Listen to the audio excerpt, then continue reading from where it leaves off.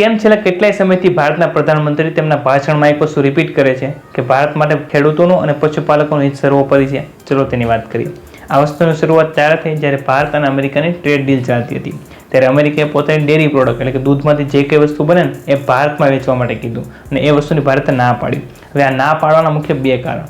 પહેલું કારણ, અમેરિકાનું જે દૂધ છે ને એ માંસાહારી દૂધ કહેવાય, કેમ કે તેના પશુઓના ખોરાકમાં પ્રોટીનની માત્રા ઉમેરવા માટે માંસાહારી પાવડર ઉમેરવામાં આવે. હવે આ પશુઓ માંસાહારી ખોરાક ખાવાથી જે દૂધ મળે ને એ માંસાહારી દૂધમાં આવે અને ભારતમાં દૂધ એક શાકાહારી વસ્તુમાં ગણાય. શાકાહારી લોકો દૂધને વધુ કન્ઝ્યુમ કરે છે અને દૂધ ઘણા ધાર્મિક કાર્યમાં પણ વપરાય.